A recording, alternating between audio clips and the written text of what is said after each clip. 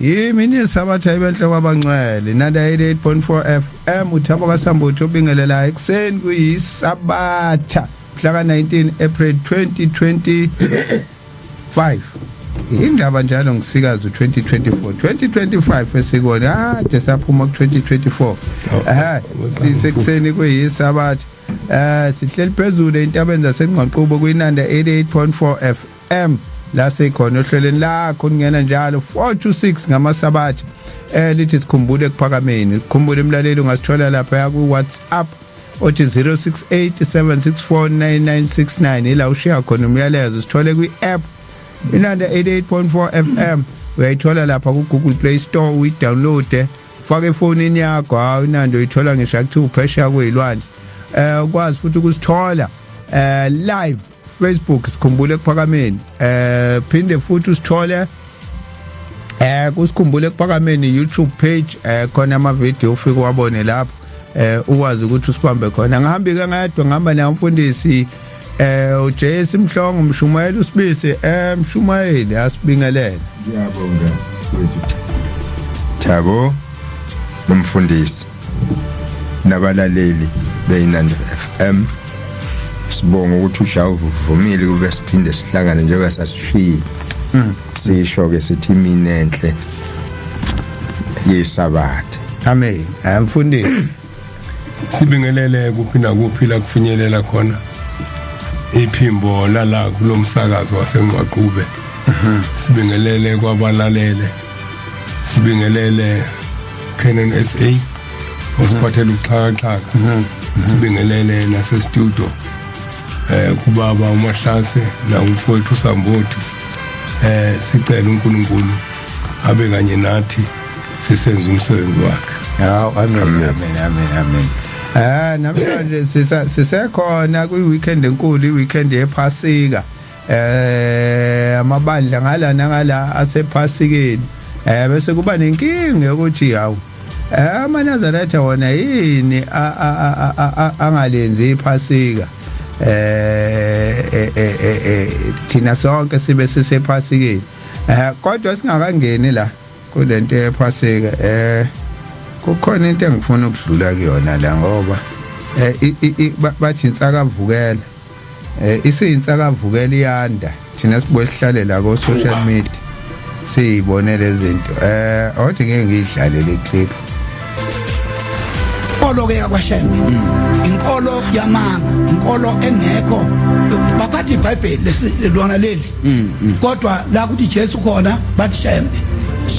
uyabona nje bathi shembe is the way incwadi kaJohn 6 le uJohn 14 verse 6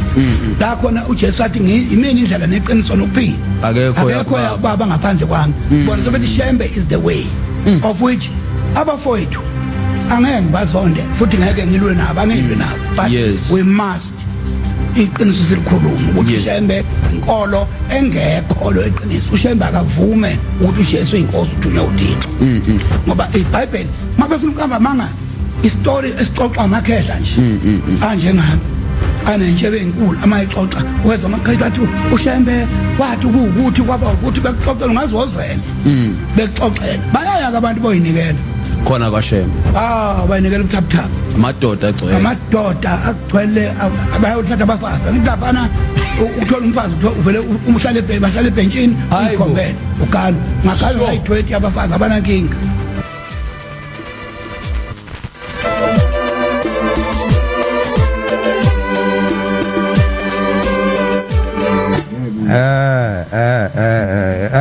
lo baba lo ngikhohlwe isibongo sakhe ngathi umpostoli angazi bani ujwayele nje la manje into eyenza ukuthi ngiqale ngale clip njalo ukuthi lento njengoba ngithi siyinsakavukela gcwele ama podcast ayandiza la ku social media ko YouTube nombani uyafika nje afika idamzele ngamaNazaretha idamzele ngamaNazaretha kodwa bakazi labantu balama podcast ubezwe bemema amaNazaretha ukuthi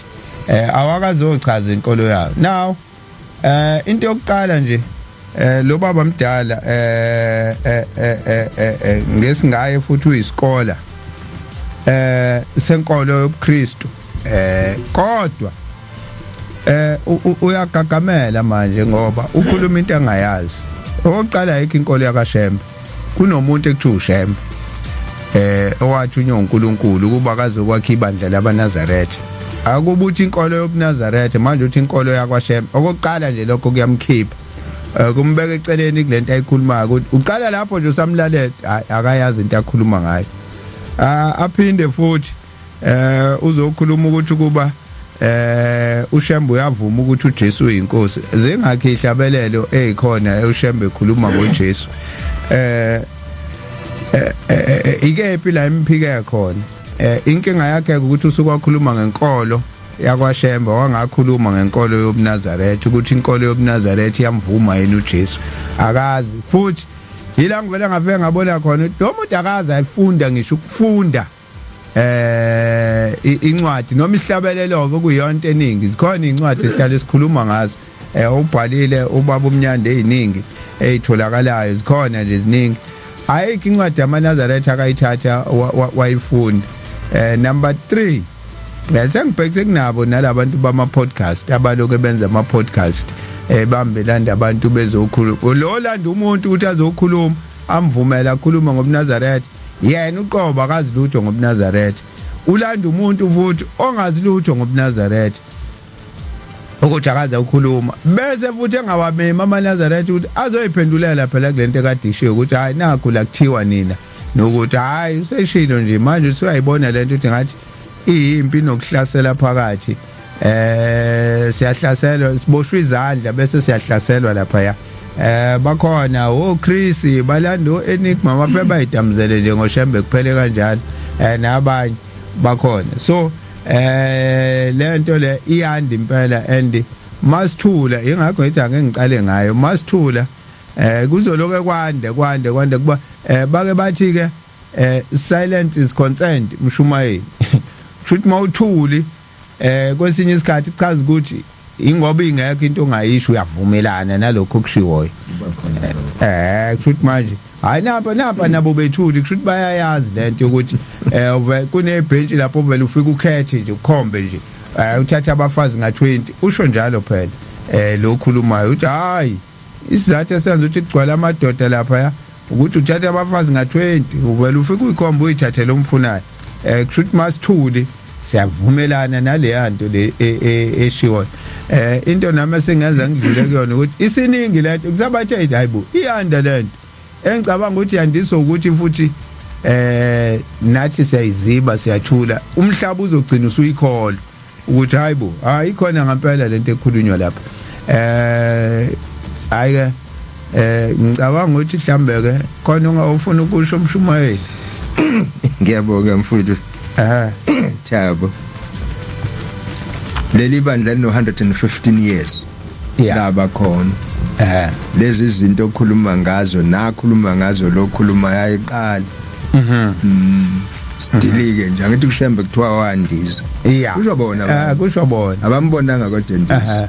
manje uma singanaka lokho ngeke thina sikhona ngeke nje size sikhona lencwadi uDeuteronomy 18 ngiyonivezela umprofeti kubafundi akazi abe khona umunye umprofeti ngaphandle kwaShembe kodwa bayakhuluma uma singanaka bona soyeka indaba kaShembe asitshela yona nemiyalo yakhe asiyala yona ukuthi siya kanjani ekhaya lokho abalokhu begqibha ngako uShembe akuzuba yisekhaya kodwa uShembe yena usimemela ukuthi siye ekhaya lokho kukhanye ngihlale ngikhuluma ngakho basithwe yikho bona basemnyameni baxopheka nansi into manje bese ngaboni lutho umuntu nathi ambheka uShembe aqopheka namhlanje basaqopheka bese thatha izinto azizwe emaceleni nakho ya nezingekho na ezinye zakhiwa uye injalo le ndaba hayi siyabonga sila ukuthi ke namhlanje indaba ingephaseka abantu ke banokuthi ku zonke inkolo lezi ezikaJesu noma evumela ukuthi uJesu uyinkosi njengoba noShembe avuma why pho bona bangayi kuma Easter why pho bona bangayi ePhasikeni Mfundisi ngibona lokhu uphenyile manje angisazi noma usu ready. Ngiphenya nje bengifuna incwadi kaTimotheo. Ethi kepha ukuphikisana kobula ngithi uTimotheo 2. Ukuphikisana kobula. Ukwale. Ngoba kubanga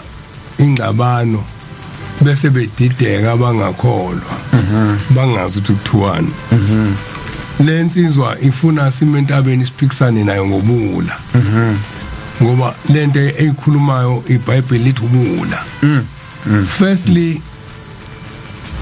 uthi ufunda iBhayibheli. Yeah. Kufanele umfunda iBhayibheli noma yini oyikhulumayo uyithathele eBhayibhelini. iBhayibheli lithini ngabahluleli. Yeah. Kufanele asho ukuthi yiphi incwadi ethi akahlulele uShembe. Ngaphambi kokuthi singene nje kuyena yiphi incwadi ethi akahlulele yena ngoba lithi iBhayibheli ungahluleli ngoba usazohlulela. Useqale nje kuqala waphuma entweni ofanele ayenze. Okwesibili uJesu la khuluma ngaye. Akasithethe ulandelwa kanjani. Ulandelwa ngokuthi ume intabeni uthi ngilandela uJesu noma ulandelwa ngokuthi wenze imisebenzi ayithunywe uNkulunkulu ukuthi ayithiwa ayifundise abantu. Uma kunjalo ikuphi athi uShembe uyakwenza uJesu angakhuluma okuphambene. Right. Firstly lo muntu okhulumayo ukhuluma ngoJesu ongazi abe Christian. Kazi uJesu abe Christian. Akayena futhi. Right. Futhi uJesu akayena umKristu. Engakazi abe umKristu uJesu inkolo aba kuyona kwaba inkolo yobuNazaretha. Ukhuluma kanjani ngomuntu ofaka ibheshu wena ufake ibhlukwe busuthi wena umZulu kodwa uphikisa abantu abafaka ibheshu nesinene abavuma ukuthi bangamaZulu abalandela isiko lesizulu. Ngoba into yokuqala uJesu khona into ukuthi uyinkosi yayo. Ekhulunywa kakhulu Jesu inkosi yeSabatha. Akayona inkosi yenye into uyinkosi yeSabatha. Right ke bayibethi ke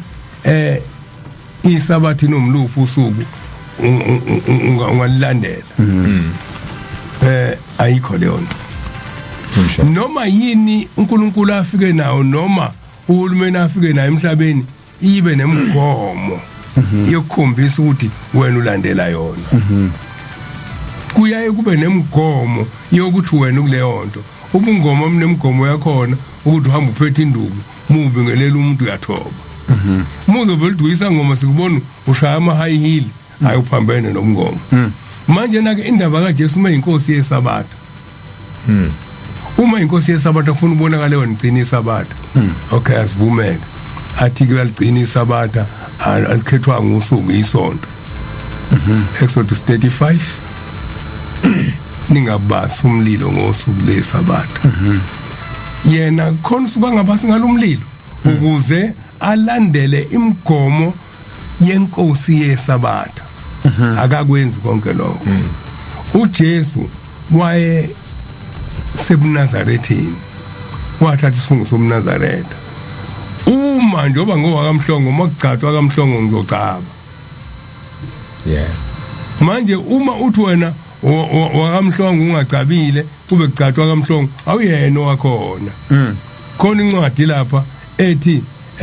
salalelo baba bethu benyama kangakanani ubaba umphefumulo ngiyana nomHebrew noma iRoman phakathi kwalezo zombili ethi uma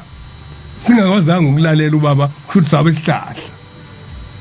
Manje na ke leyo ncwadi iyamchitha imfaka ehlathini lo ikhombisa ukuthi utho kaJesu kodwa isihlahla wafika nento ngeyona efika la ekhaya la eNazarethini. Wami sikhuluma ngoJesu sikhuluma ngeNazaretha. Asikhulumi ngomKristu.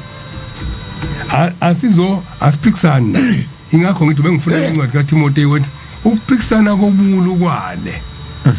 Manje lento agibela ngayo entabeni usephelelwe uyabona uShembe emefika la.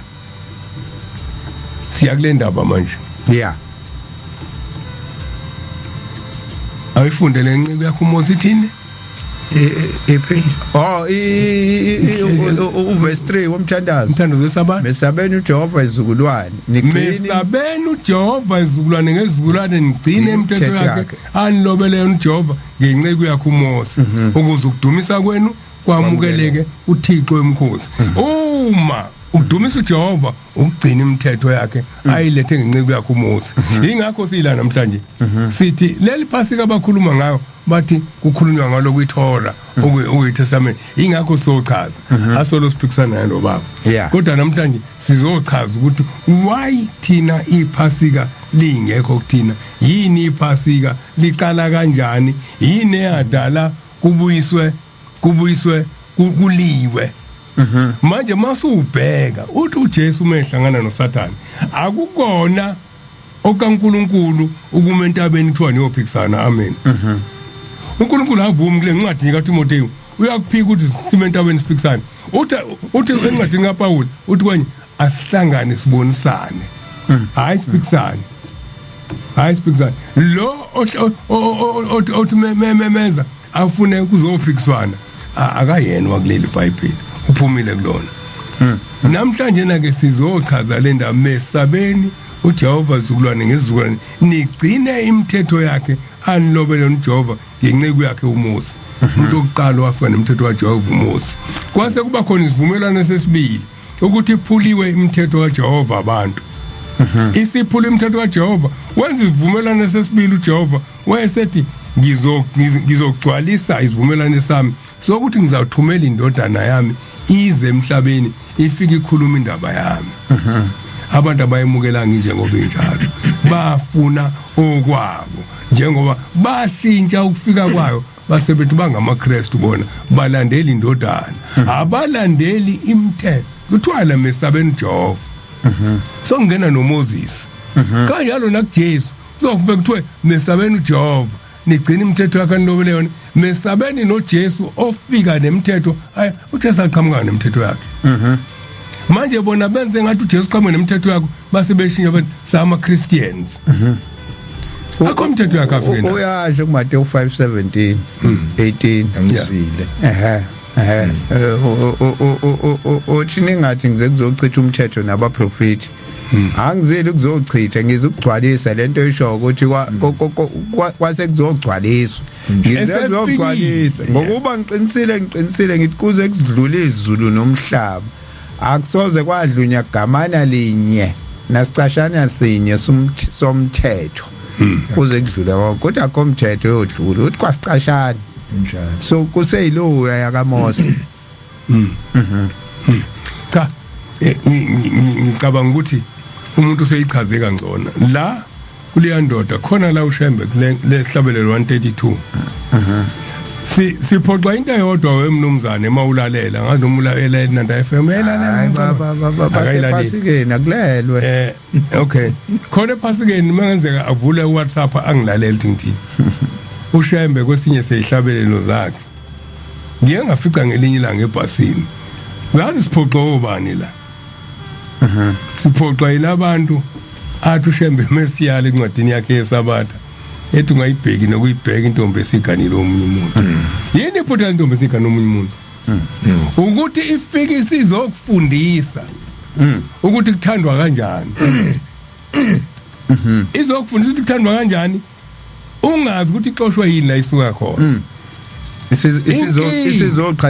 isizoqhathanisa ukuthi wena uhamba kanjani uthanda kanjani manje nto ungayibheki nokuyibheka intombi esiganile omunye umuntu isona esibi leso isono ngani thina la njengoba kukhona abantu abakhuluma kanje siphoqa abantu akade begane khona kwaChristian abantu akade begane kwaChristian bathe mebefika la bafika bangageza bengithi bangageza angisho ukuthi insila bangasusa imithetho yangale bafika naye eminye bangasifunda lesihlabelelo uthi omunye ngene esitimeleni uthi uma nithi uJesu wafela thina uma nithi uJesu wayevuma ezeni izono nani maphi nini akafundile lo 132 ngisafuna ukukhuluma nesihlabelelo ithi ke lesihlabelelo sikashembe esi 132 ukulo 132 mayona mina ngikhumbula esivinini ngogcina ngivalelise abaningi bayangiphelezela ngokumthanda uJehova umuntu lutho shembe abangiphelezelayo bangiphelezela ayi ngokuthanda mina ngokuthanda uJehova usethi ke manje kuhle kangaka ekhaya lethu lapha siya khona igolide nesiliva lihlala alithathi lutho bamenywa ngowayelenga emthini ubani walenga emthini ushembe lo othi bamenywa wayelenga emthini esiphambanweni wayelenga esiphambanweni emthini wokudela umhlaba wazamazama ukhuluma ngoJesu imuphi lo Jesu ufuna simlandele lo athi ke ukube ushembe uyamvuma uJesu nangu bhala phansi in black and white isihlabelelo 132 usathi ke la wayevume ezami izono emthini wokudela izikanyezi ziwile ilanga lafiphala umhlaba wazamazama amatshada abuka mina ngaphunyuzwa ngowayelenga emthini senizwile uzani ubiza manje abantu abebesangabaza njengalombhemu ngakho ke naye usezwileke manje uma kuukuthi akukona ngoba ebukela phansi ubuholi noma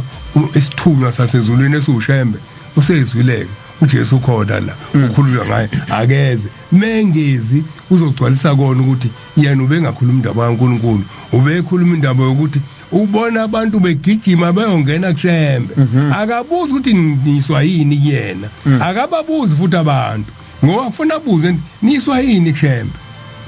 usethatha isinqumo manje bayizothi kuhlala ebhenchini ayikho leyo nto uthathwa abafazi ayikho leyo nto akuhlalwe ebhenchini uthathwa abafazi akabuze kuthina simtshela manje usekhuluma okwakhe engayile kokwenza research ngisebenze kakhulu nabantu abenza research Professor Utseizen ngisebenzile nabo Dr Becken ngisebenzile nabo angaze ngibezwe befana nalo baba ngicabanga ukuthi la into emhluphayo ukuthi ubona ibandla akulo bengayi kulona abantu useyicabanga ukuthi benza kushembe ngoba kunje kwahluleka abamhlophe endlini eminyama yazi yaqanjwa kuthiwa amaqaba ngoba banqaba bathi ngeke sivume ukukhumulo kwethu yena lokakhuluma ngako akhumbule ukuthi njengamanje sisesikhathini senkululeko sasicindezelwe thina njengamanazaretha sicindezelwe na uhulumeni sicindezelwe nayileli bandla akhuluma ngalo namanje na ke sizobuvikela umnazaretha kodwa sophikisana naye amen uselapho kufundisi kule yokuthi usebenze nabantu abenza research uyazi kukhona into abangayenza abantu abamnyama abayenze research ukhona na umuntu okwafika athi napha abantu abamnyama baphelezele benze research ngisebenze neNdiya uProfessor Mokhe Mahlala Khumbulo sasebenza naye wazwabhala incwadi engakabi uprofessor qale lapho engakabi uprofessor waba uprofessor ngeresearch ayenze besebenza naye sebenza for 3 years incwadi yakhe yayithinta lezi zinto akhuluma ngazo abanye abakhuluma ngazo ingakho incwadi yakhe ithi Shembe Christ and Ancestors wenza manje ukuthi zilumbana phi lezi zinto ezintathu Shembe Christ and Ancestors ungakazi uyifunde lencwadi kaProfessor Mugli ngeke uyazi India le akekho noyedwa umuntu omnyama oseke wakhuluma indaba kaShembe bonke abafiki bezoyibheka khona bayikhuluma abantu bemle Nelly Wells bahlala iminyaka besuka kude bezofunda indaba kaShembe abantu abamnyama abantu abamnyama bayikhuluma indaba kaShembe bayikhulume ngomona wokuthi singakwenza lokho kwenziwa uShembe bese bekhohle ukuthi abathunyiwe cishe kwagcina uvilakazi amkhumbula uvilakazi nyanga yezulu yayizikhulume ngaye naye mengicabanga kodwa akahlalanga njengalaba laba bahlala baze khona intombi nomlungu nje yazi yagqoka uNazaretha baningi bahlali befike impela bayigqoka uNazaretha bese uRobert Papini ongasekho njengamanje uRobert Papini sebenze naye more than 10 years waze wabhala into ayithola ngemvunulo yesikotshi esinga thina sesemNazaretheni wacwaninga imvunulo yesikotshi wayichaza wathi mayichaza uRobert nanguPapini wathi isikotshi simele ukuthi nokuthi uShembe la wayeselwa impi eyilwa ngendlela yasezulwini wayichaza futhi ikhona lencwadi ithi Rise Up and Dance uzoyithola kamuhle museum ibhalwe Robert Papini lo baba kayile wenza yonke lento engisho ukuthi sinenkinga yokuthi abantu abamnyama abathi bamaskola bese mase beshumayela lapha abayenzanga iresearch abezanga bazobuza bazofuna incwadi kuhle nokufuna incwadi nje akanye ngiboleke isihlabelelo into ekhona kumuntu ane ngiboleke lencwadi nami ke ngibheka ukuthi kuthiwani la kule ncwadi uyifunde bese uya research ngoba iyona eningi ke nomakhelwane wakho mayiNazaretha unazo abafiki lapha akudluleke manje so khuluma nendoda uzokushonila kodwa ke vele iyangena la indaba yayo iyangena la indaba ngoba nephasi kuzobuza ukuthi wayesingalenzi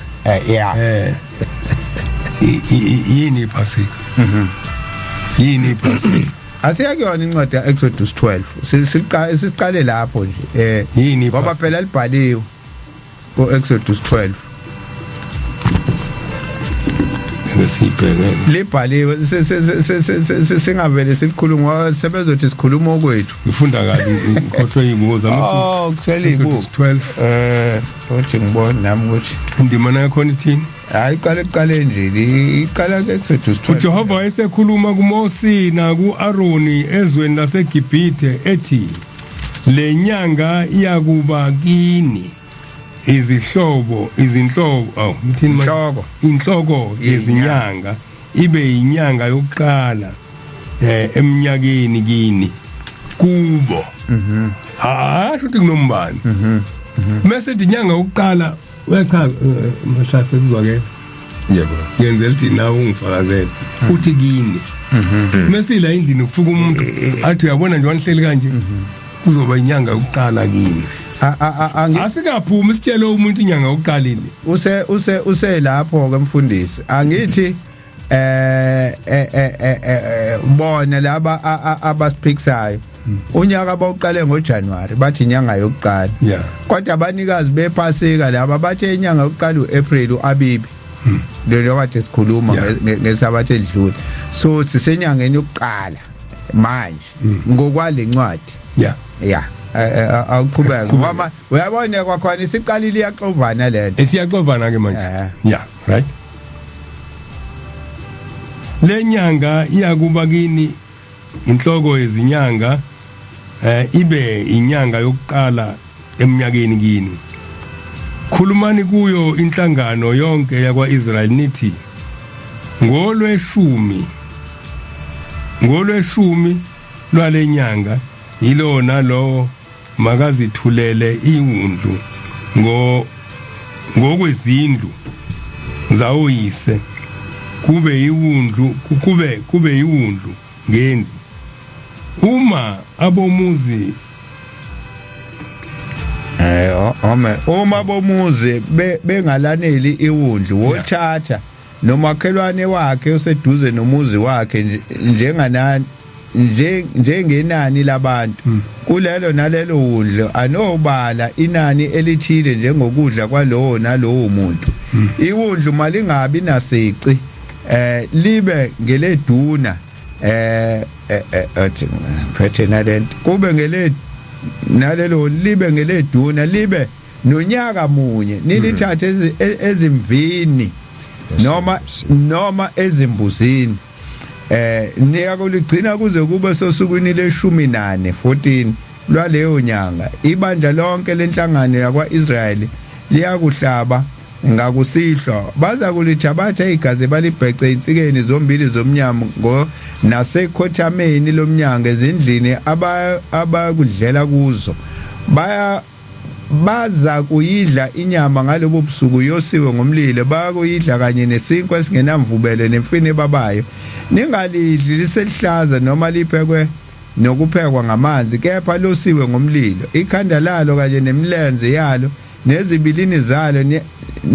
ningashiyi lutho kuze kube sekuseni kepha okusele kulo kuze kube sekuseni nizakushisa ngomlilo niyakulidla kanje izinkalo zenu ziboshiwe izicathulo zenu zisezinyaweni zenu nezindondolo zenu zisezandleni zenu niyakulidla ngokusheshsha kuyiphasika lika Jehova ngokuba nayo ke lapho ukuthi la lenziwe lana ngokuba kuyiphasika lika Jehova 12 ke manje uthi ngokuba ngiyakudabukula izwe laseGibhithe ngalobo busuku ngibulale onke amazibulo ezweni laseGibhithe abantu nezinkomo ngenze izahlulelo kuzo zonke izithixo zaseGibhithe ngokuJehova igazi liyakuba uPawulweni ezindleni lapho nikhona nanxa ngibona igazi ngiyakudlula kini ningehlelwa isifo sokubhubhisa lapho ngibulala izwe laseGibhithe lolo suku liyakuba isikhumbuzo kini niligcine luba ngumkhosi kaJehova noligcina zizukulwane ngezizukulwane ngomthetho waphakade izinsuku eziyisikhombisa niyakudla isinkwa esingenamvubelo yebo ngosuku lokuqala niyakhipha imvubelo ezindlini zenu ngokuba bonke abadla okuvutshelweyo kusukela osukwini lokuqala kuze kufike osukwini lwesikhombisa labo bantu bayakunqunywa kwaIsrayeli ngokuba kwaIsrayeli ngosuku lokuqala niyakuba nomhlangano ongcwele nangosuku lwesikhombisa nibe nomhlangano ongcwele kungasetshenzwa ngalo kuphela okudliwa ngabantu bonke lokhu kodwa makwenziwe yinina niyakugcina umkhosi wesinkwa esingenamvubelo ngokuba ngalona lolo lusuku ngikhiphile amabandla enu ezweni laseGibhithe ngalokho anogcinyo lolusuku ezizukulwaneni zonke ngokomthetho waphakade amen ilento iwusiko thizeni uyabona ukuthi iyachaza ukuthi noma sedliwe anobe nibopha izinkalo anobe niphethe izimboko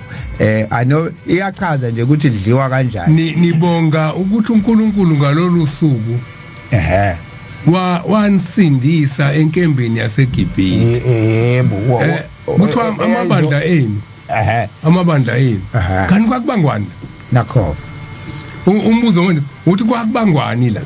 nakho babe kucelaziwe kwakubangwani kwakhishwa amabandla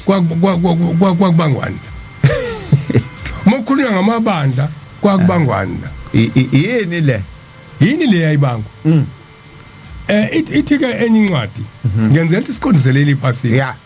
eke siye lapha ngoba siya ku5 nje uyayidlalela manje ngiyabuza sothi sibuya ngale eke sithathe le incwadi kaJohane 19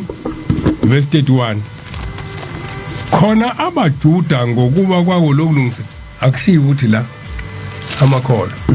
khulunywa ngesizwe khulunywa ngesizwe okuyisona esaphanyeka abani uJesu khona abaJuda ngoba kwakulokulungiselela ukuze izidumbu zingahlali esiphambanweni ngeSabatha ngokuba lolo suku lalelo Sabatha lwalulukhulu banxusa uPilato kuba yaphulwe imlenze yabo basuswe right kuthiwa yini lento makuphuma Mandela kuthiwa yini parole ushwele manje musu ubhekisisa kuthiwa kwakusuku lokulungiselela iphasika kwangelona iphasika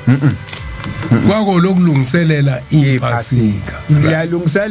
yalungiselelwa iphasika iphasika angithi lamaJuda kungabe izolo kungabe namhlanje amaJuda khona kwenza hayi la lingesabathe edlule elawo okay malali ngesabathe edlule malali ngesabathe edlule iBhayibheli lithi kwakulokulungiselela iphasika okuyinto yesizwe samaJuda kwaphambana nokuthi lo ubethelwe esibhabhaleni ubothelelelwani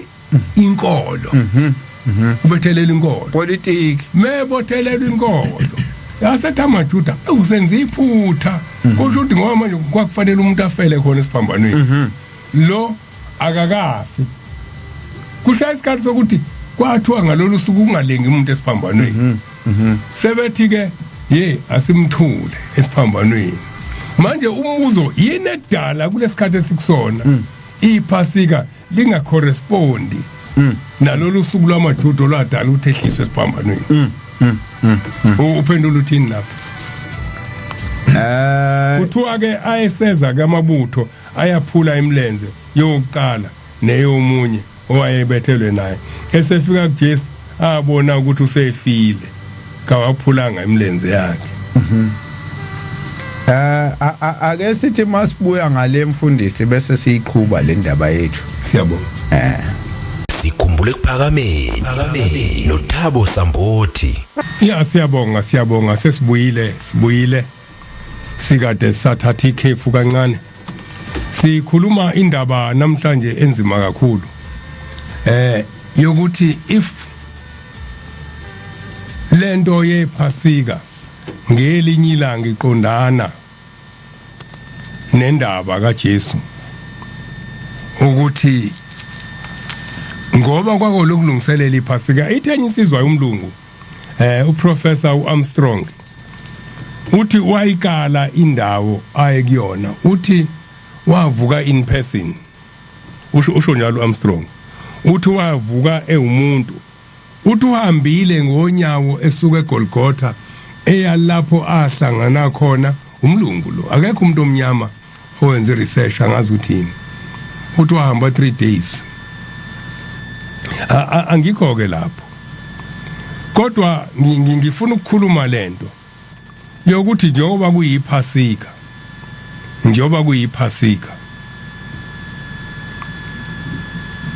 abatwana baka-Israyeli okuyisizwe sikaNkulunkulu babuyela kuNkulunkulu bamkhonza ngenxa yegazi lezimvu eladwetshwa eminyango yabo abantwana bakaNkulunkulu abangamaNazaretha abalandela uJesu namhlanje ngegazi elachitheka kuJesu lencwadi ebengiyifunda isifikela ngisho khona ithi obonile ufakazile ubufakazi bakhe buqinisile yena uyazi ukuthi ukhuluma iqiniso ngokuba lokho kwenzeka ukuze kugcwaliseke umbhalo othi akuyokuphulwa thambo lakhe yonke into eyehlela uJesu yayifezekisa isithembiso esashiwo uNkulunkulu akuyokuphulwa thambo lakhe sokwenzekile lokho kwasekuselogodwa kwakuwukuthi elakhi igazi lingachithekeli ezicabheni zezindlu ngoba yena wengasindisisizwe futhi wengahlambululi isizwe wehlambululani yena wehlambululo ukona kwabantu ababone nini ukona kwabantu ngesikhathi bebhujiswa ngesikhathi sikaNoah mesefika yena uyiwundlu elizogeza umhlabathi kubantu ababhujiswa isikhathi sikaNoah ingakho amabutho ebesethi asimgwaze kodwa ukuze igazi lakhe lichithekele phansi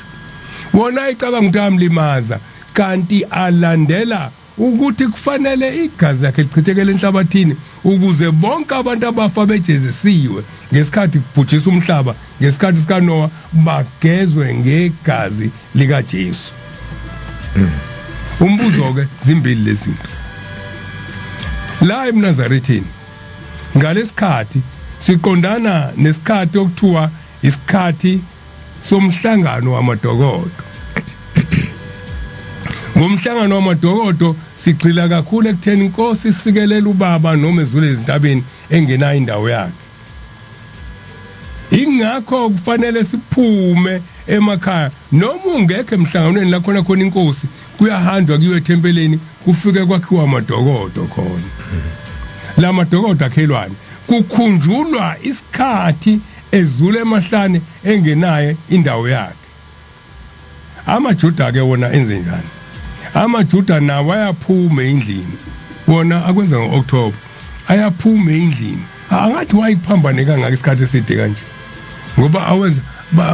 khona igamana abalibiza ngawo lo mkhosi wabo ayaphuma endlini umuntu ushiya isitezi sakhe aphume ahambe bayokwakha esigangeni bakhe bafaka iplastic abanye bafaka utshani ngaphezulu mebefika lapho abadli ukudla okunemvubelo badla ukudla okungenamvubelo sinke singenamvubelo bona ngisho izitsha abayisebenzisayo ngesikhathi samadokodo kuyaye kube izitsha engasetshenziswa ekhaya ngoba bakhumbula ukuthi uNkulunkulu ngesikhathi sisehlane wasondla ngokudla kwakhe okungaboli okungcwele bathi ke akungadli ukudla okungcwele ngezitsha ezisetshenziswa yithina noma kanjani ingakho ke nathi njengamaNazaretha iPhasika alikho khona umkhosi wamadokodo lapho sikhumbula khona uShembe Zule intabeni engenayo indawo yakhe akha lo mNazaretha umbuzo ke munye siye sithi mase senyangeni yamadokodo sithi silethe imizimba yethu ukuthi sibheke ukuthi ke lamadokodo ke ayithina anomntwana kaNkuluNkulu ngaphakathi kuthina kungabe awanethi yini kuyini ukunethwa kwamadokodo ungayi sabatheni ungayi ku23 ungayi ku14 ungayi emhlanganweni ukuhlala nje ukuqala phansi udle zonke izinto owathi ayingadliwa ngalesikhathi ke sisephasikeni sikhumbula igazi lika Jesu sithi sagezwa ngegazi lemvana umbuzo ke kuyafana nokugezwa ngoba uNkulunkulu izinto zakhe imvamisa yazo uqale azenze zibe izinto ezibonakalayo nje zasezweni ngokujwayelekile umuntu uma eqeda ukugeza wenze njani uyayibuka ukuthi kugezekile yini njani nathi ke uma sisephasikeni sikhumbula indaba kaJesu kungabe sifike siyibuke yini ukuthi sizahamba ngendle ngoba iPhasika uma kukwe lesikhathi sokubethela kwenkosi uJesu kufanele masifika khona ngoba yabethelwa ukuze kuchitheke igazi ligeze thina alingabi elokunye akube lokho yibuka ukuthi sesigezile sayigcoba amafutha kungaba sinalo yini uthuli uthuli luyini lokuphambana nomthetho uNkulunkulu amnike wona ngesikhathi emthuma indaba kaShembe noJesu yasondelana kakhulu Hlabelelo 7 sithi selithethiwe icala emhlabeni wonke lapho kwaqanjwa lesihlabelelo ngesikhathi senhlekelele yokubulawa kukaJesu isho njalo inkosi ilapha ithi saqanjwa ngaleso sikhathi uthi ke ziphumile ingilosi ukuwona umhlaba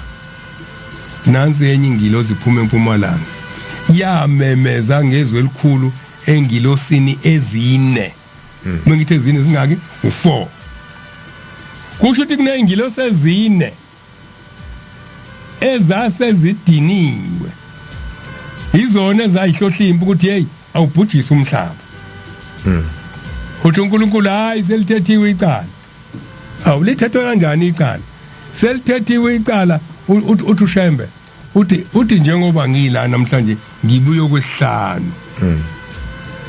angithi musuka ku4 uya ku5 ngishado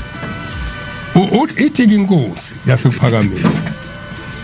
ithi mayefika ezulwini ithi wayilimele kakhulu ithi zonke ingilosi zezulu ezihlala noNkulunkulu zadinwa zahloma ikhali okuya lapha kuSambulo ufunde kakhulu incwadi yeSambulo ekhuluma ngale zinto uthi zahloma ikhali zathi sesiyahamba siyobhubhisa umhlaba siyakubhubhisa manje zahloma ikhali zahloma zaphambanisa mase ihlomile uyasukuma umoya ogama lawo luShembe owawukhona ezulwini igama lawo luShembe sikhuluma ngalolu suku umusukuma lo moya uthi cha nangu mina thuma mina khona sengibabonile khona bangakaze behlelwe lenhlanhla uthi khona abanqulu isoma encwadi yeSambulo 7 verse 13 ila ikhuluma khona ngokuthi ke uShambu usukuma nini yena Isambulo 7 verse 13 ngizayifunda ngoba bogcina bekhuluma ukuthi engathi ayikho nalento ayishoyo Isambulo 7 verse 13 elinye lamalungu laseliphendula lithi kimi laba abambethe ingubo ezimhlophe bangobani bavela phi na ngase ngithi kulo Nkosi yami nguwe owaziyo laselithi kimi ubuza kuyena ebe kuyena owaziyo uthi lo cha yabona abambethe ezimhlophe wena owakha abantu wena owaziyo usethi ke siyaphendula ke laselithi kimi laba yibo abaphuma osizini olukhulu bahlanza izingubo zabo bazenza zabamhlophe egazini leundlu obana abanye abafaka ingubo ezimhlophe ngaphandle kwaManazaretha ngiyayithanda leyo oyifunda umfundisi ngoba phela kuthiwa simphika kanjani thina ingubo zethu ngabanga bovu angisho umuntu njalo khona incwadi ethi ubani lo oqhamuka embethe ingubo ezibovu ombethe ingubo ezibovu unyathele sicindezeleni sani sewayini manje ingubo okukhulunywa ngayo la kuphela eyayigqokwe abasosizini uma sekubuya sokuvela isithembiso sokuthi uJesu uzawubuya kodwa uzabuye sekuya negama elisha wabona abangubo zimhlophe uthi inzalo kaGondwane ayikhe asibona ama-African team kama African linhlamba ngomthetho okuthini siyalivuma inhlamba ngoba saliqanjwa lifana nalo leli lithi amaKristu baliqanjwa izitha kwakuthiwa oKristu abancane Christian abaKristwana ngoba lokukhuluma ngoKristu baze kuthiwa amaKristwana bajabula ke nabo ngoba babebalekela umthetho wobuNazaretha ukuthi umthetho wobuNazaretha uthi hey sizoyimela kanjani lento ngitheke incwadi ilokhuza ihlabelelo sesikhombisa sithi selithethiwe icala mase lithethiwe icala ke kuthina thina asisakwazi ukuthi selithethiwe icala laqedwa abantu basesecaleni ingakho beya kuyiphasika belenza futhi bengalazi kuthina selithethiwe icala sifunda lencwadi Isambulo 7 iyona esihleli phezukwayo akekho omunye nala isihlabeleni sakhe bazothi wafunde lokhuzeni kuphela isihlabelelo wa 65 isihlabeleni kaShembe izokhuluma ngeunzu isihlabeleni kaShembe ukuthi besingeke phela thina siqhubeke ithi ke 56 isihlabelelo zamaNazaretha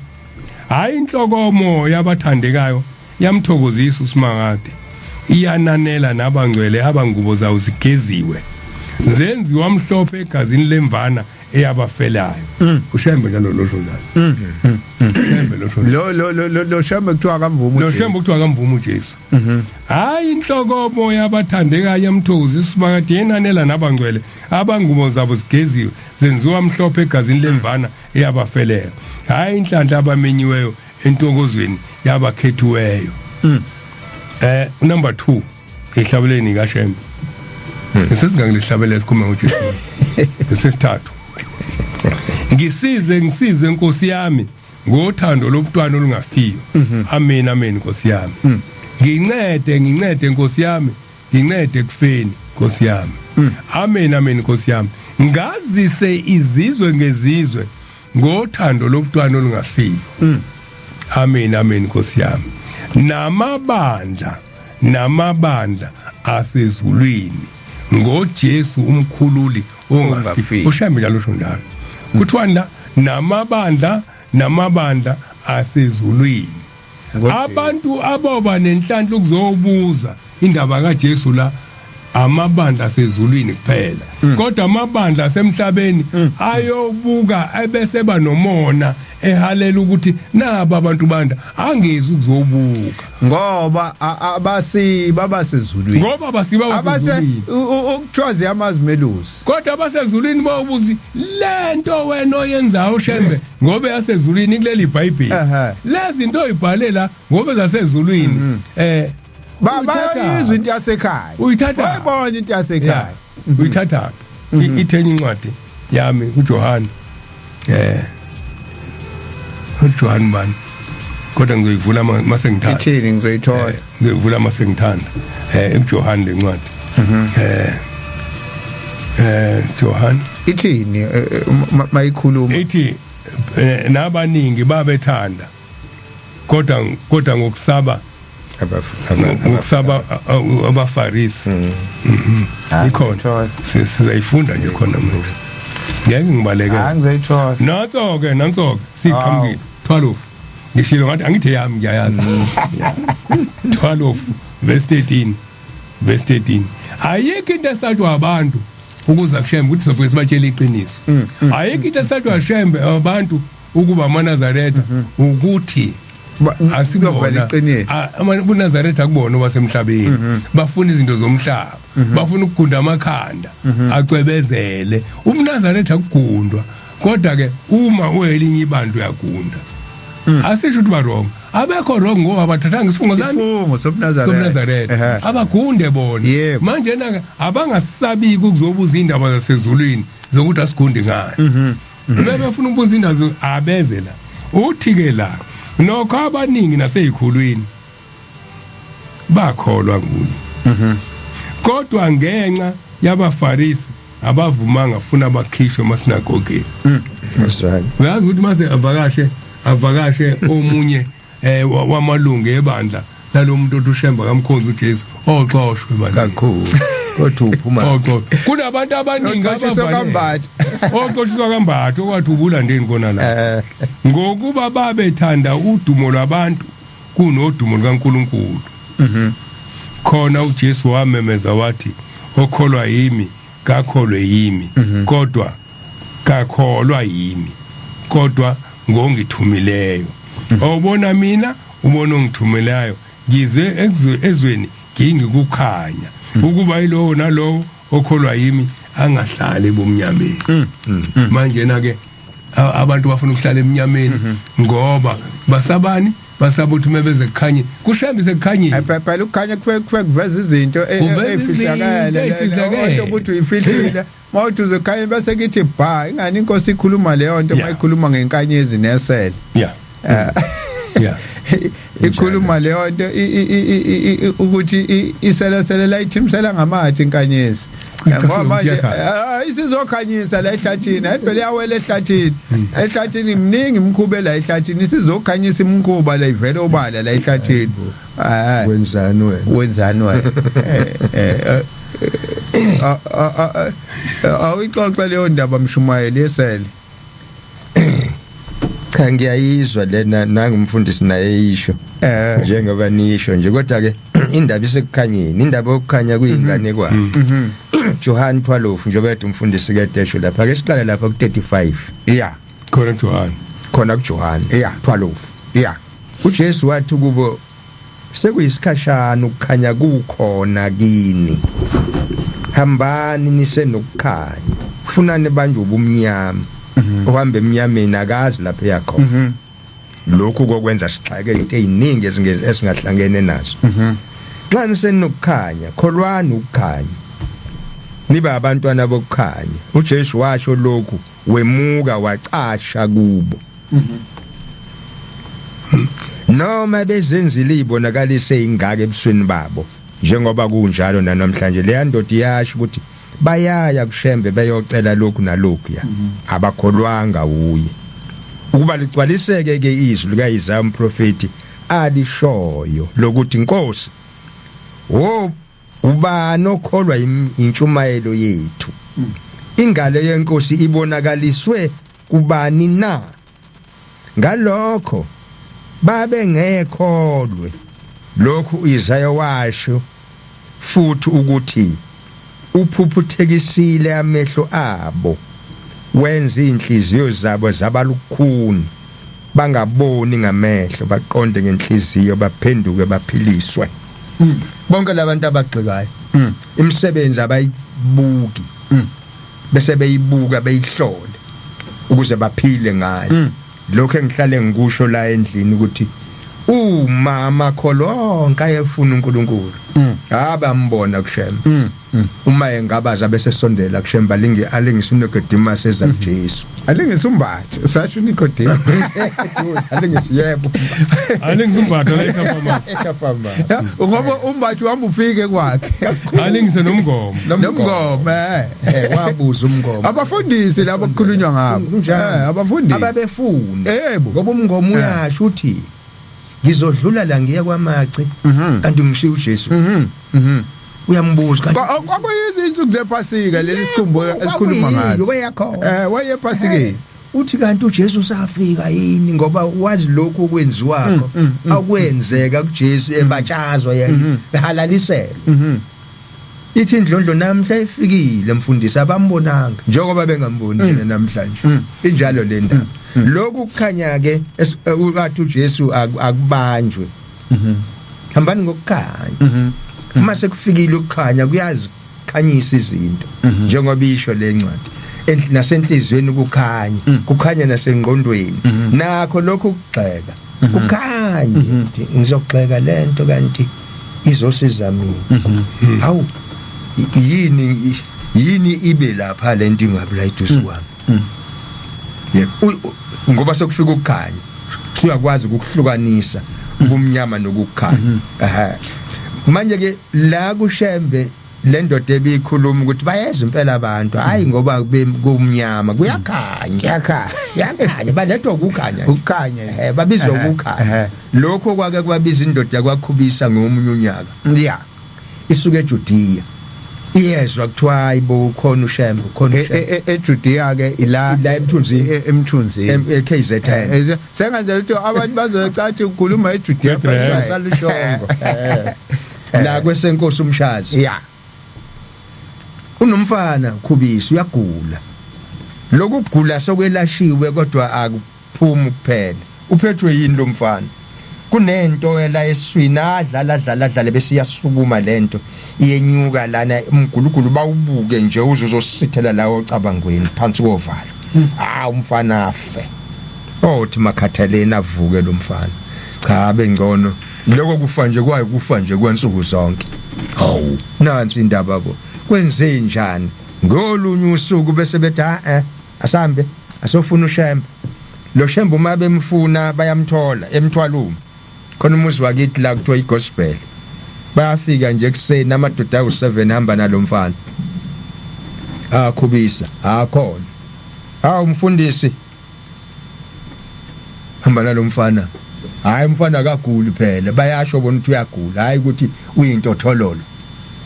kodwa kunalokho osokuba umenza isikhathi eside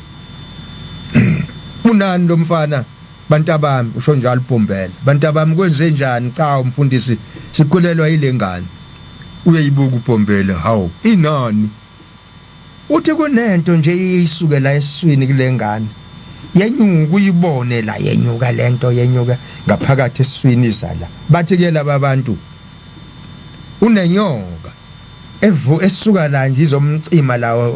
ovalweni uyancokola ke nabo uBhombela uthi yangena kanjani inyoka kulomfana kube akekho kwaziyo ke lapho ukuthi yangena kanjani ushembe ke wayesuka emthonjeni lapha yasehlala phansi esihlalweni wathi ehlala nje kwakumsuka lo mfana babembamba lo mfana bemsondela nangu uyayibinya wathula nje uBhombela wayibinya lo mfana yabonakala lento yenyuka yezala kwathi nya wakhwehlela lo mfana wasuka uMbhombela wamaduze kwakhe manje wamaphezulu kwakhe hlanza lo mfana kwaba kabili kwathi kuloko kwesithathu wakhipha inyoka inhlangwana efana nehobosha athi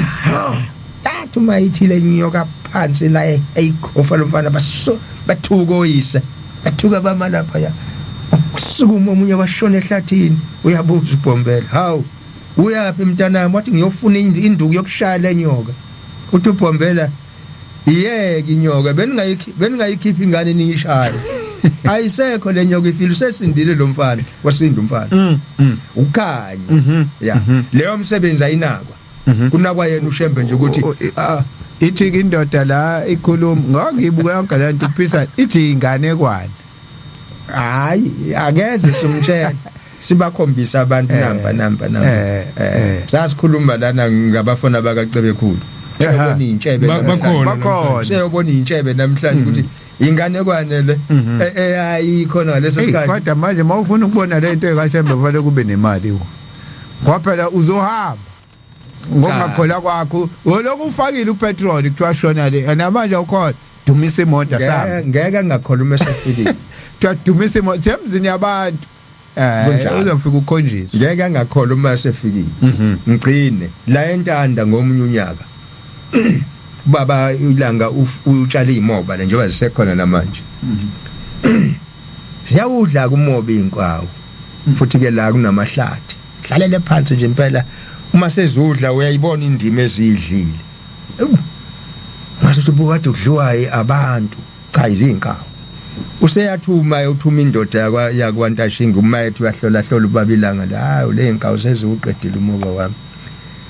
zihlala la zayi kwabelungu umoba nawamandiya kwakhelenwe la abese dwe ngubani kwakhona ungubani maqatha wala kwaqwabe phansi kwamatata ngale kwachili ngokukhosi bakhona umfowethu umfowabo kaNkebeni uMadlinyo umaqathayi yamazi umfowangubani ngubani baba uthi biza zonke inkawo ziyahlupha zidla umoba wami hey ungubani athi ngoba ngithunyiwe kodwa ngiyazi uma sizolizwa izilanga waye ehlathini unkawo we inkawo iyanibuyiza inkosi uyangena ehlathini nazi yaziyabhekele we inkawo yamemeza ngoba uzilapha emthini sibhekile we inkawo iyanibiza inkosi wathi mesebona ukuthi yena sezizwile manje wabuya kwavele kwabili ihlahla eza ngemuva zathi la iphela khona ihlahla zehla zahlela phansi zamlandela hey usesaba manje ukuthi ayibu nazi inkawo akazi phela yena le ndaba ukuthi imi kanje zathi umazi kanjena zaseziyahlala inkawo zathula sathi yakhuluma ke inkosi hawu inina la beniqeda umoba wami senuqedile umoba wami anudli ngani lo wabelungu namandiya nizodlalana uthi uyababona labantu babekhona bayingcosana eduze ngizothi labantu abanishaye ningaphindi nje nizodla umoba wami la anodla lawa wabelungu wathi niyezwa azazi ukuthi zavuma ngendlela ethize wasethi kulungile hambani zadindubala ezihlahleni zabheka le khuluma nenkawo uyakwazi wena ukukhuluma nenkawo khona ungenza iresearch bani wakwakhuluma nenkawo uma uShembe ngelutho imkhuba le woze enkaweni zizakutshela inganekwane lezi ikhona le wakuyixoxa Mahlase ngelinye ilanga kwanyakaza abantu esenthini wayixoxa athi Mahlase gibela phezulu wendlu esentini inde kanje futhi Mahlase ukhuluma ngamabele yabo ayidliwa yini inyoni hayi ixoxe Mahlase emdletsheni nganekwane fundisa ukhuluma indaba enkulu ngolunye usuku Bombela ebheke enyakatho wayela emdletsheni kwesenkosi uMdletshe kwaNtamo Nemidwa inkosi yakho Ntamo Nemidwa emdletsheni uma esewubenzile umhlangano wamasonto amabili useyadlula uthi bantu abami siyahamba ekseni sibhekele enyakatho emseleni kwambazini hawu uma ekseni sokuqoqliwe yonke into ubaba mkhulu usebheke intabini uthi hawu bantu abami kanti kulelizwe nihlezi kanjani lana anilimi athi amadoda uthi apha amasimini amadoda akhomba ikhotha athi yiwo lawa baba yiwo lawa ayakhomba bhekile yiwo lawa baba uthi hawu esikhotheni lana nithi amasimu lawa akubonakala ngisho uhlanga nje lwebele nohlanga lombili ukukhombisa ukuthi bekulinyiwe phela uthi hayi ngeke ngicishe ngona wathi umsebenzi kaNkuluNkulu cishe wonakala gijimani landa amageja bagijima balanda amageja wathi nginifundisa ukulima athi angafika amageje imthwala ibekiwe la hlala phansi wabakhombisa walima yena walima wayesethatha isihlalo esibeka ngaphambili wadedela lapho amakhosikazi namadoda namantombazana alimeza athi mefika la ehlezi khona elima elinganisene afike la ehlezi khona bese sihlehlisa isihlalo uyabona benza lapho ukuhlatshelelwa benganakile yabonakala indima elinyiweko usethi ke ngiyabonga abantu abami kulinywa kanje ke uthi ke niye nitshaleni bathi laba bantu baba siyesitshala umbila sitshala amantongomani sitshale namabele usethi ke uBhombela anotshala kakhulu kamabele ngoba ayokwanda niwadayise nithole nemali khuluma namanazareta kulaba ababe khona nithole imali yokuthi nize emhlanganweni bathi ke laba abantu awu baba siyezwa kodwa umama bele sowatshala bemaningi nakakhulu emasimini ngeke sithole lutho ngoba akekho umuntu oyolinda inyoni kule masimu masemakhulu amasimi thula kancane uBhombela avuma amadoda athi impela kunjalo abesethi uBhombela ngiyanizwa abantu abami niqinisile ukuthi amabele ayodliwa zinyoni nigcine nina ningathole lutho cha anowalima nje kakhulu zidli inyoni nani nidle futhi uthi inyoni into eziyoyenza yinye uma senilimile nina ziyothandaza inyoni zithi inkosi kwandise lokhu kudla kwalomuntu sidle nathi siphile nabantwana bethu naye futhi aphile khona uthi uThabethe ngamphelezela ubaba uThabethe wekholwa lapha ekhaya uthi ngamphelezela ngathi ngambeka khona lapha ngacela ukubuyela emuva ngafike ngalima ngakwenza lokho akushilo babuza abantu Thabethe waphela uzokwenza ihlazo la uThabethe Thabethe njengoba usulime kangaka nje uzotshala ndawo ulime khona wathi ngizofaka amabele baba ngibe ikhanda abantu bathi hawu Thabethe ufuna ukudlala ngamandla akho yonke lensimo uzoba ubani lozokumela kumele inyoni lana yathi Thabethe hayi uthe ushamba swali hayi bathule bathi soke sibone kwalinywa ngempela watshala uThabethe amabele watshalani insimo badlule njalo abantu bayadlula bathi yeka amandla akhe athi angakhula amabele akhula athi umeyebumba amabele phezulu sokuzophuma umnyani wawo amabele zafika zawaqala zafika inyoni amahlokohloko onke ezula la semdletsheni azohlala kwaThabethe insimi inkulu ibhekele athi amabele mayembula kuvela amabele phezulu iminyani ayehla yatakhula amabele anzanjena awu inyoni zavele zakha idleke kwahlala kana abukhulile lamabele zakha idleke zaza amahlokohloko azalela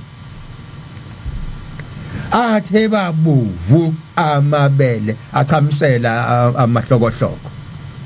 manje ingalo indaba enkulu ila wonke umuntu ukhala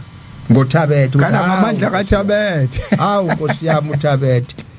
bawalusila waba amasimo amancane ukuthi kuyahlala baphebeze kwaThabethe kuhlalwa khona usuku nemini siyabe nomsindo lana kanti zenze imkhuba lezi inyoni ziphuma la seyichamsele zihambe zizule lonke lasemdletsheni zithatha zidla amabele zisuthe ziphathele izingane zazo aziwathinti lawa kaThabethe ingane kwanele ngithi sekhaya kwakhiwe la nakuya zibuke wathi uma uThabethe esecabanga ukuwavuna amabele aselungile asebofathula nje ndana ubona ukuthi uqhamuka lapho uthi hayi le yansimo kodwa bese kubona ukuthi kudiza inyonto ngeke athole lutho ngeke athole wonke umuntu ukhuluma kanjalo wathi uThabethe angangena ensimini wathatha iqashana ebheka lezi ikhwebu zakhe zamabele lo nansi imbumbulu yamabele nje uyayibheka ayinalutho ayinalutho kwenzeke kanjani inyoni zingaka la kodwa ngezwi ziyodla inyoni nani futhi niyodla wayesiyahlaba umkhosi hayi bwana ngisizeni bomakhelwane nisongivunisa bathi abantu ufunani ufuna sizokuvunisa akho lutho nje lapho njengoba inyoni zingaka nje zabangena ngosuku lokuvuna bawashaya amabele bawathi bathi mabetha amabele bawaphuphuta hayibo abelele lamabele kwavunwa uthi uthabethe ngavuna amasaka ngabhula ngenza yonke into kwasala amasaka engizowadla ngaya lapha enhlwathi esitolo kwakhona umlungu lapha enhlwathi esitolo esisekhona namhlanje kuba kwangena uMadlokovu nange sando kuhamba umbongeni ababethenga khona enhlwathi uyafika uthabethe uyasho nomzane nginamabele uthi umnomzane lo womlungu unamabele ethabethe kule ndawo wena wenze njani uthi hayi ngiwalimile kakhulu angakanani uthi amasaka lapha inqwabo uyofika ukhathale nawo uthi hayibo kule ndawo ungathola amabele wena wafika uthi ngalayisha izinqola zaze zambili wawathatha umlungu ngathola imali engaka ngahamba ngawuhlala ekuphakamini ngale imali engitholile nanka amabele ami ngadla ngasinda nezingane ngezulu kaShembe injalo lendaba uShembe usifundisa nokuphila nemvelo enye into esingayikhulumi le ukubaleka kwemvelo ukubaleka nje kokutshala isihlahla ekhaya utshala isihlahla ekhaya wenzele inyoni okokuqala ukuthi asithi nje utshala mhlambe sikakwataphe wenzele ukuthi udle wena yebo wenzela wena ukuthi malishisa ilanga uhlale ube nomthunzi njalo wenzela wena inyoni ukuthi ifike zakhe idleke la ngaye sikamango ngaye sikagwava zizofika inyoni zakhe idleke zilale la zidle la yebo ekseni manje yizo zisho uvuka nathi kakhulu ntambama mayibuya lala nathi ziyathandaza lezi inyoni umulambile la ekhaya izona futhi okwazi ukuthi ngisho uthandaza uze nazo inyoni hayibo nani ngikhulumele noNkulunkulu wethu nazo izokucelisa uNkulunkulu zona lemvelo lehleli la ngoba iyezwe nange zeze inkawu bayithunya kuthiwa ngalandika so ukubaleka ukuthi ube nesihlahla ekhaya ube nemvelo utshale ube nokudla ngoba fanele idle imvelo izokubusisa izodla nayo ithi inkosi ikubusisa nobe kanjalo noma kuthiwa usuhamba emhlabeni ngisho athi utshala isihlahla nje ngisho abantu befike bakuba wetshale lezi zihlahla kuthiwa hayi umkhulu usibanibani awu wazi wasebenza uyokhundulwa ngisho ezulwini ngalokho uthi hawu kusadliwa namanje nezinyoni salala namanje lezo wawuzakhele lapha emhlabeni wazakhela indawo yokuthi zibe nezindlu ngalokho nje ukubaleka ke kwemvelo uShembe asifundisa khona njengoba enganaki sisephansi sikenike sikuma east ngiyabona umfundisi khona incwadi afuna ukuyifunda khona ngicathe ukugcina ngifuna ukukhuluma kakhulu ngokuxwayisa ngabakhohlisi ngoba uma ukhuluma ngoJesu kodwa ungayenzi into ayishoyo umkhohlisi kunjalo ithi ke lencwadi ngokuba abakhohlisi abaningi kumele ezweni laba bangamvuma uKristu ukuthi uzile ngenyama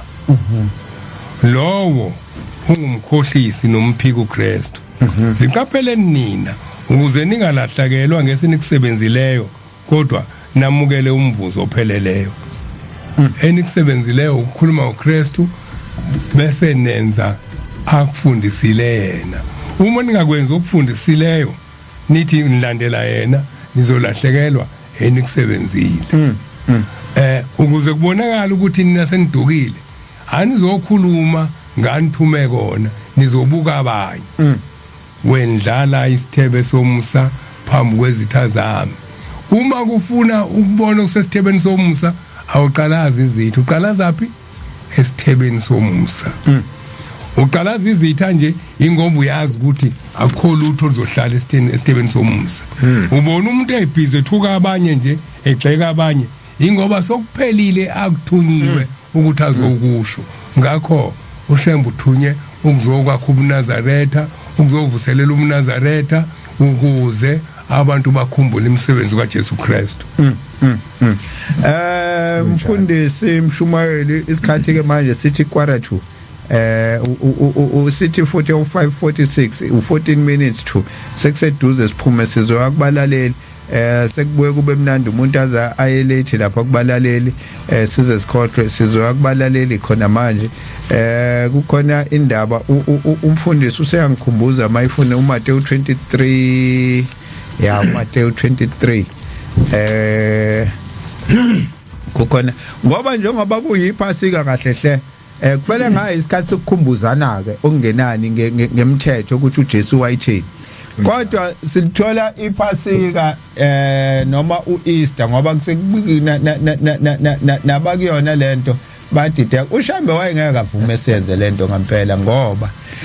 masuyibuka kahle izobulala umthetho kaNkuluNkulu ngoba abayenzayo bathi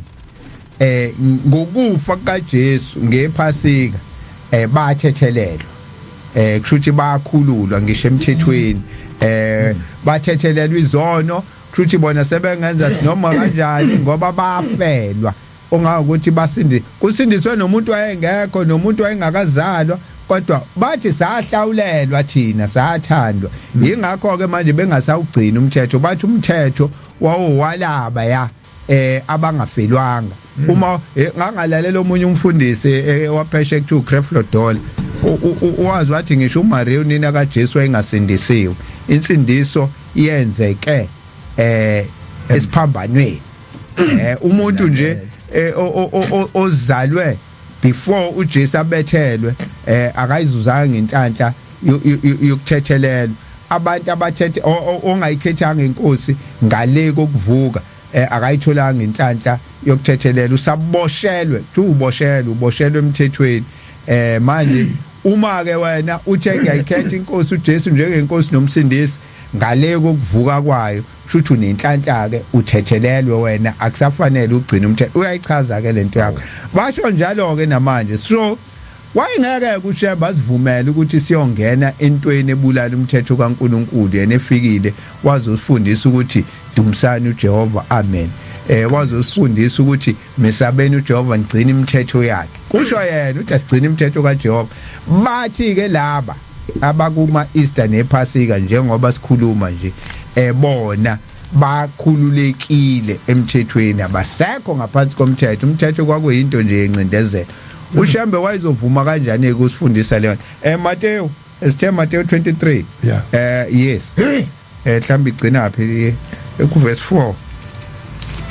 no asizwe ukuthi thini 23 Mateyu 23 iqala kuverse 1 nje iqaleni khona uJesu wakhuluma esixukwini nakubafundi bakhe wathi ababhali nabafarisi bahlezi esihlalweni sikaMose ngakho ke konke abasitshela kona kwenzeni imake ibambe lapho uthini uKristu ngakho konke abanitshela kona kwenzeni nigcine ngoba ningenzi njengemisebenzi yabo ngokuba bayakhuluma abangenzi wayengaphambani nabo ngomthetho kaMose uthi konke abanifundisa kona kwenzeni ngoba bahlele esihlalweni sikaMose kushuthi lokho abanifundisa kona okwashiwo uMose uthini uShembe uthi mesabeni uJehova ngcina imithetho yakhe anilobelayo nayo incike yakho uMose uthini uJesu uthi lalelana abaFarisi nabaSadusi ngoba banifundisa okwafundiswa uMose lokho abakushoyo yilokho okwashiwo uMose inkinga yabo ukuthi bave batshele nina bona bangakwenzi hayi ukuthi ingakho ethi uJesu umuntu ngothi ulalela uJesu fanele ngakaphikisani ke noMose athi thina asekho thina ngaphansi kwesivumelwano esidala sikaMose usho uJesu uthi konke okushiwo yilaba osibisi nomhlongo kulaleleni mabethi gcinani imithetho kaMose ngoba bahlele esihlalweni sikaMose inkinga yabo ukuthi bathi enzani kodwa bona bangenzi ningakunaki kungenzi kwabo enzani lokho abanifundisa khona usho njalo uJesu iyona into engabe sayikhuluma kodwa bathini ke laba baku Easter Phasika ke manje bathi cha ningabe nisakwenza ukaMose ngobani sibethele ubethelwe sihlawulelwe thina umthetho sawugcina inkinga ifika ibe lapho uShambe wayengakakwazi ukuyenza leyo nto njengoba noJesu nje esho la ukuthi ningathi ngizochitha uyakuzelela kakhulu Matthew 5:17 uyazi uthi angizile nje ngizochitha mina ngizogcwalisa kunokuba ngichithe ingakho phela ethi kwathiwa mawuphingile uyakubula uthi mina ngithi mawuwe wambuka nje wamkhanukela umkamuntu ungamthintile uthini umfundi sikade ekhuluma la ndodana yami laleli ifundiso zikayihlo zokuthi ungamkhubekisi umakhelwane entweni yakhe ungayibheki nokuyibheka isona sidlayo lokho Jesu akuthi nakwambuka wathi omunye ubaba nami sesivala nje esixoxela uthi hey ngangaxoxela ubaba wayesemdala nje lo baba sasilapha ekubheka uZulu ekuphakameni ukudala nje le ndaba uthi hey ngangaxoxela ubaba ubaba wakhe kwakhola ngesikhathi sikababa omkhulu uthi babehlake lapha ya eDafroad bese begibela amabhasi bakhuphuke bayekuphakameni mabephuma eThekwini emsebenzini sebephuthuma uthi ay wathi mayehle esitimeleni ngikule ndaba kaJesu njalo ethi uzogcwalisa ethi mawuke wambuka umkhanukela usuphingile uthi wathi mayehle esitimeleni nangu unkosikazi weBhinci ubhincile la station akamuhle uthi wathi ehla nje akakhulumanga washo ngenhliziyo wathi hey yakhetha lensizwa hey wayidlula wayongena ebhasini uyaphuthuma phakameni uthi wamfica uphethe inkonzo ubaba mkhulu yisabatha abantu bamngungini uhleli phezukwatshe ekuphakameni kuyisabatha abantu bahleli kwakwa ibandla laselincane nje ngaleso sikhathi uthi ubaba wathi ehlala ethi uyahlala nje phansi wayesethi ubaba mkhulu lento engikhuluma akayazi ingxoxo iqalephi lento engikhuluma ngayo kufana nomuntu athi ehle esitimeleni bese ebona umfazi womuntu omuhle bese ethi wazi wamuhle lo nkosikazi womuntu uthi lo muntu usenecala usephingile uthi angiyazi indaba uthi ubaba hey ngathi ngihlala ngangiguqa same time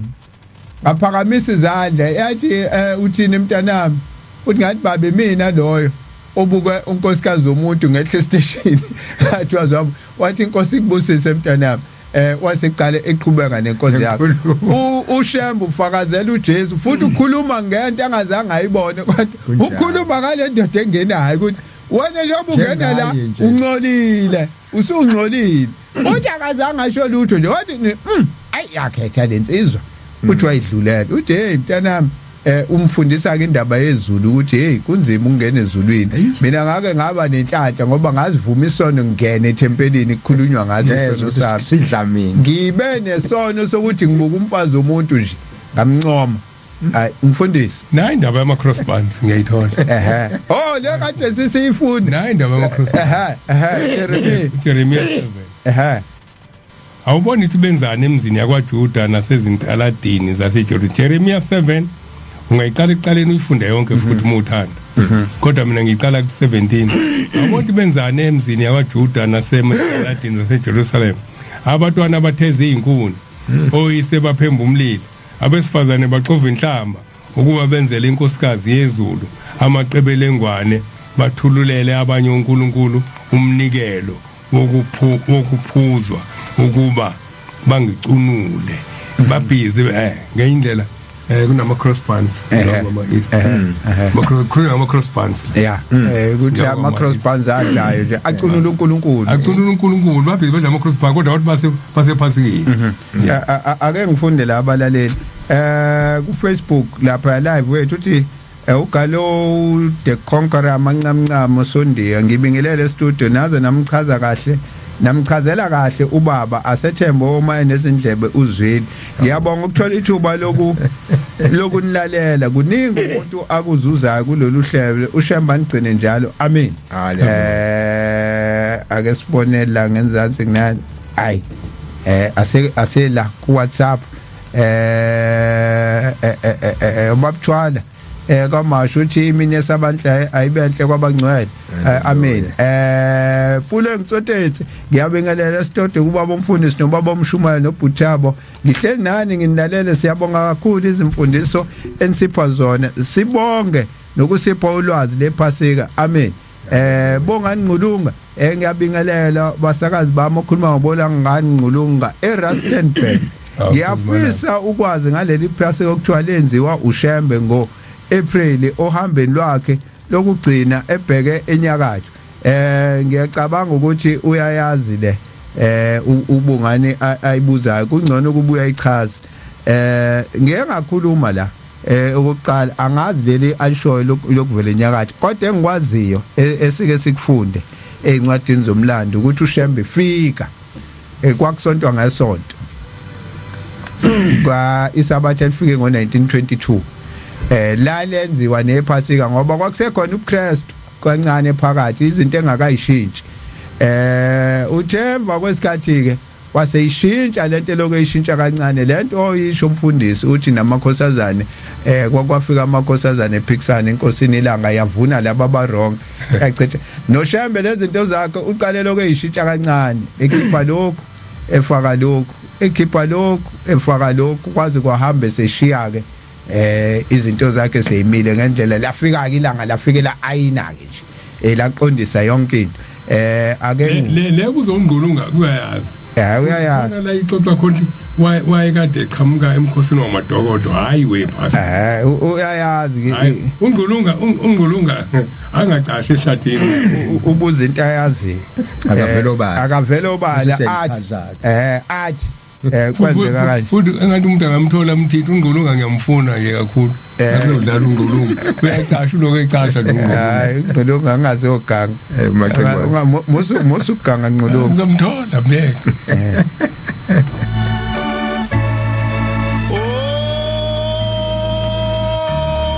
yabona ke sesiyitholile imbongi isiyasho ithi sesiyahamba ke manje yabona masisho kanje isithi ke sesiyahamba ke manje iyona esikhiphayo kukhona ivoice note la ngithi ngiyayivula yaze yahlupha lama voice note avela qhamuke ekugcineni abalulekile futhi mhlawumbe ngoba manje iloki dryer ke manje ayifuni ukuvuleka kanti ngifuna ukuyidlala le voice note hey oh nansi yavuleka ake sizwe ngiyabingelela ukhulu kwinanda FM ngithindwa ilamazwi eniwakhulumayo umvubo lokhulumayo emlazi ukuthi uma ngabe bathi laba babehamba noKristu basindisini uma ufunda incwadi kaMateyu 23 verse 36 uKristu engawasho kanjani lamazwi athi senginishiya nichithakele noze nithi ubusisiwoza ngegama lenkosi amen ilokho ngelinye thanda ukuthi ngikuphawule uma ngabe labaya babesindisiwe basindiswa lamazwi uKristu abavalelisa ngawo athi busisiwe ozayo ngegama usibashiya bechithekile bawabekaphi hayi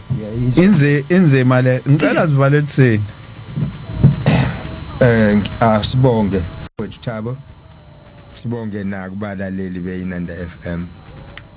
njengoba sihlale sisho ukuthi cha uJavu mevuma siyophinda sibonane ngesabatha njengoba sihlangane kuyisabatha amen njengokwenjwayelo siyabonga kakhulu esibathunukile siyacela abaphole besingaqondile ukuthunuka abantu besikhuluma nje nathi esikwaziyo asazi ke noma sekunika uNkulunkulu siyacela ukuthi kube sekunika uNkulunkulu amen haleluya inkosi yomusinibusise kusasa 9 to 12 asilungiseni ngeminye imininingwane shayela u031 510 9700 ucele uNonkululeko cele engabe unenkinga